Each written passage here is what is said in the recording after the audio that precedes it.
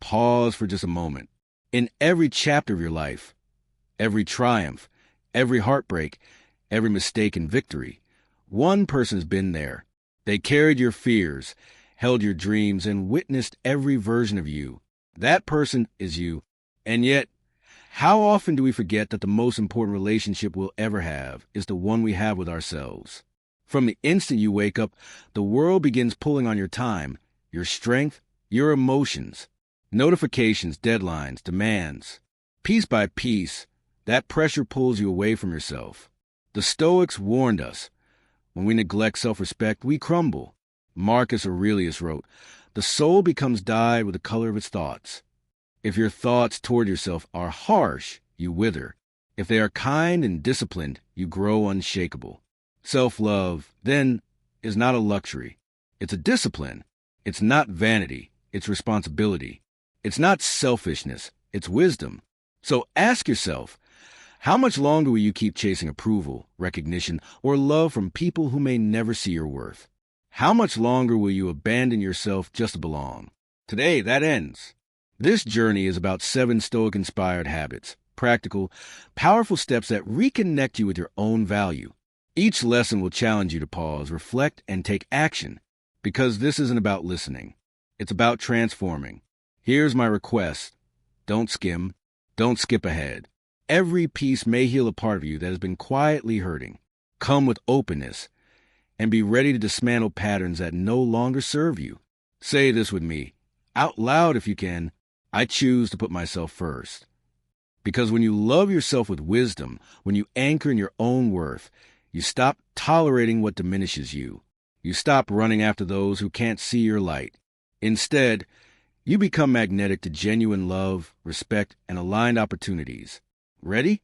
Then let's begin the first step. Breaking free from the need for approval. Lesson 1. Stop pleasing others. Start honoring yourself. Be honest. How many times have you said yes when every part of you is screaming no? That moment when you agree to help a colleague, even though you're exhausted. When you smile at a joke that cuts too deep. When you keep showing up for people who never truly show up for you. It feels like kindness, doesn't it? It looks like generosity. But the truth? It's self-betrayal dressed as compassion. The Stoics understood this trap. Epictetus warned, if improvement is your goal, prepare to be misunderstood. In other words, if you choose growth, you must accept that not everyone will approve. When your life is built on pleasing others, your voice gets drowned out.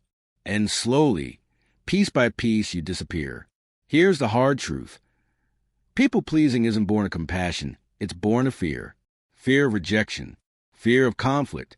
Fear of being abandoned. And fear, when it drives your choices, hands your power over to others. You become an actor in a play you didn't audition for, performing a version of yourself that's not real. Pause here and reflect. Where in your life are you still betraying yourself to keep others comfortable? Write down one example. Name it. Awareness is the first act of freedom. The Stoic path calls you back to authenticity, to protect your energy, your dignity, your truth, even when others disapprove. Because those who love you will respect your boundaries. Those who manipulate guilt or lash out when you say no, they were never meant to sit in your inner circle. This doesn't mean becoming cold or self-absorbed. You can still be generous, still be empathetic. But generosity without boundaries isn't kindness. It's self-erasure.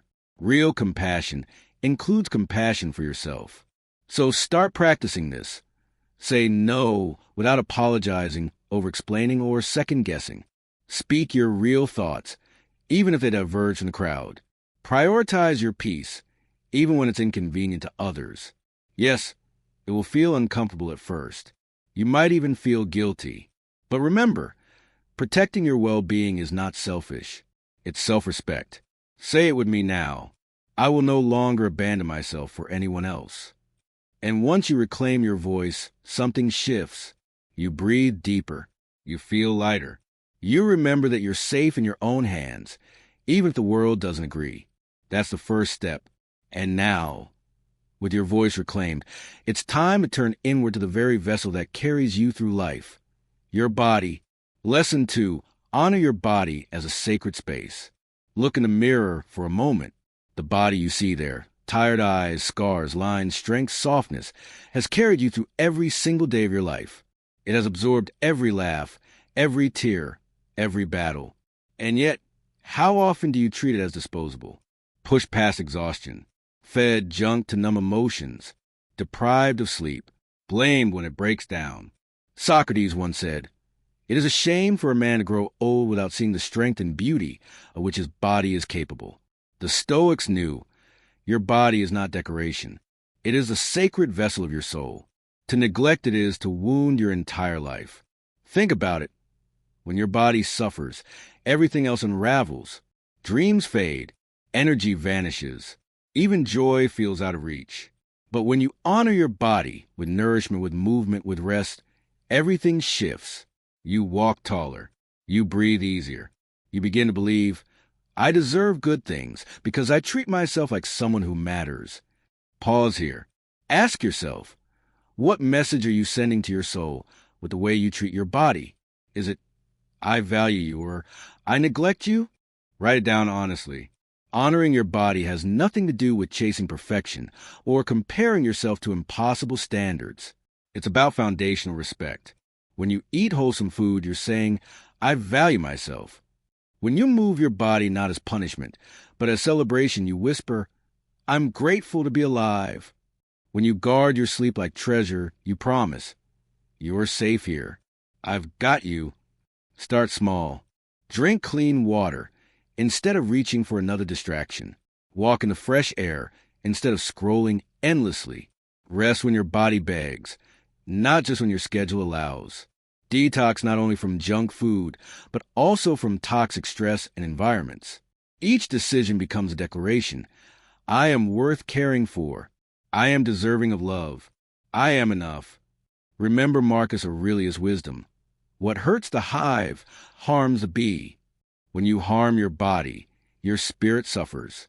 But when you care for it, your confidence blooms, your energy radiates, and your inner light shines brighter than any outside approval. Say it now with conviction. I protect my body. I honor it as my sacred home. With this foundation of strength, you're ready to tackle another silent thief of joy, one that doesn't attack your body, but your mind, the trap of comparison. Lesson 3. Escaping the comparison trap. You wake up feeling calm, even grateful, but then in a single moment it unravels. One scroll through social media, one glance at a colleague's promotion, one comment about someone else's success. Suddenly your own life feels smaller. That's the invisible thief called comparison. It doesn't scream. It whispers. You're behind. You're not enough. You'll never catch up. And before you know it, your joy has been stolen. Seneca warned us, it is not the man who is too little, but the man who craves more who is poorer. Poverty, in this sense, isn't about money. It's about hunger for lives that aren't yours. Every time you measure yourself against others, you abandon your own timeline, your own lessons, your own sacred journey. Think about it. Social media is a highlight reel. You're comparing your unfiltered reality to someone else's carefully curated moments. No wonder you always feel like you're falling short. Pause here. Ask yourself, who do you compare yourself to most often? Write their name down. Then ask, what do they really have that you truly want? Or are you simply craving their spotlight? The Stoics remind us, your path is your own. Your experiences, your pace, your milestones were never meant to look like anyone else's. When you fixate on their story, you miss your own evolution. You skip celebrating your growth. You forget how far you've already come. So how do we break the cycle? With conscious redirection. The moment envy strikes, reframe it. Their success proves what's possible for me too, in my own time. Replace resentment with gratitude. And most importantly, define success on your terms. Some crave fame. Others seek peace. Some want wealth. Others value simplicity. Why measure your life with someone else's ruler? Practical steps. Unfollow or mute accounts that leave you feeling less than. Journal your progress weekly to see your real growth. Celebrate your small wins before anyone else does. Spend more time creating than consuming. With practice, you'll notice something powerful. Comparison loses its grip when you're too focused on building your own future. You'll stop running races that were never yours. You'll declare with confidence, "My path is my own. My pace is sacred." Say it now. I release comparison. I honor my unique journey. And once you free yourself from the noise of others' lives, another challenge emerges. The voice inside your own head. That critic within can either destroy you or transform you, which is why our next step is learning to talk to yourself as if you truly loved yourself. Lesson 4. Talk to yourself like someone you love. Imagine this. Your best friend shows up at your door, exhausted and heartbroken. They confess their doubts, their mistakes, their fears. Would you call them weak? Would you mock their flaws? Would you shame them for struggling? Of course not. You'd offer kindness. You'd remind them of their worth. So why do you speak to yourself in ways you'd never use with someone you love? Marcus Aurelius once said, "The soul becomes dyed with the color of its thoughts." If your thoughts toward yourself are harsh, your soul darkens. If they're compassionate, your soul strengthens. That inner dialogue, the constant conversation in your head, is the lens through which you experience your life. Too many of us carry a brutal inner critic built from rejection, trauma, or society's impossible standards. That voice whispers, "You're not enough. You'll never make it. You're broken." But here's the truth. That voice isn't you. It's an echo, and echoes can be replaced. Pause here. Notice the last unkind thought you had about yourself today. Write it down. Then ask, would I ever say this to someone I love? If not, it doesn't belong in your mind. The Stoics teach us discipline over our thoughts. You can reframe cruelty into compassion. Instead of "I always fail," try "I'm still learning." Instead of "I hate how I look," try "I thank my body for carrying me." Instead of "I'm so stupid," try "I made a mistake and I'm growing." But don't stop at removing negativity. Replace it with affirmations of power. I am worthy of respect. I believe in my persistence. I trust myself to rise again. These aren't empty slogans. They are training reps for the mind. Just like the body needs repetition to grow muscle, the mind needs repetition to grow resilience. And here's the transformation. When you talk to yourself with respect, you stop tolerating disrespect from others. You no longer beg for love, because you've already given it to yourself. You stop shrinking for approval, because you know your worth is not negotiable. Say this with me now. I speak to myself with power and love. Once your voice becomes your ally, something beautiful happens. Silence no longer feels threatening. You can finally sit with yourself in peace. And that takes us to the next lesson, learning to enjoy solitude as the ultimate act of freedom. Be honest. When was the last time you were truly alone without reaching for your phone, turning on music, or distracting yourself with noise? For many, silence feels unbearable. Solitude feels like emptiness, and emptiness feels like danger. But Seneca reminded us, he who fears being alone also fears being free. To the Stoics, solitude was not weakness, it was power. Because if you can't enjoy your own presence, you'll forever cling to others, even to low-quality connections, just to avoid silence. Picture this. Someone terrified of being alone jumps from one draining relationship to another, not out of love, but out of fear.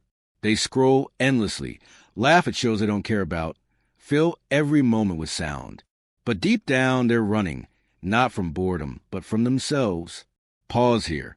Ask yourself, do you avoid being alone because it feels empty or because it forces you to meet your own truth? Solitude is not loneliness. Loneliness is craving someone else. Solitude is discovering you were whole all along. It's in the quiet that you uncover your deepest desires, your hidden wounds, your authentic voice. Without it, you stay a stranger to yourself. So how do you practice this? Start small. Take a slow walk without headphones and let your thoughts breathe. Sit in a cafe alone, simply observing life unfold. Journal freely, not for others, but as a conversation with yourself. Cook a meal just for you and enjoy it fully. Yes, at first it may feel strange. You might even feel judged. But solitude is not punishment. It's a gift. The more time you spend with yourself, the more you'll realize you are safe in your own presence. You'll laugh at your own thoughts. You'll find peace in your own company. You'll become your own sanctuary. Say it with me now. I truly enjoy my own presence. I am whole even when I am alone. And here's the beauty. Once you find joy within yourself, you no longer enter relationships out of desperation. You connect from abundance, not lack. You stop clinging. You start choosing. With that freedom, you now have space to pursue what truly sets your soul on fire. And that's where we go next, igniting your inner passion and living with purpose. Lesson 6.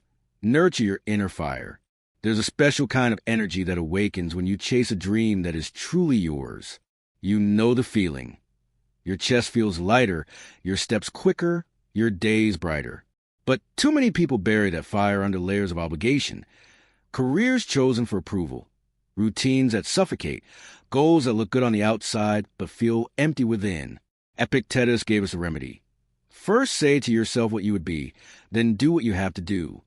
In other words, decide who you want to become and prove it through action. Think of someone you know who seems successful but miserable inside. They build a life that impresses everyone but themselves. That's the tragedy of ignoring your fire. It's like wearing golden chains, shiny but still chains. Pause here.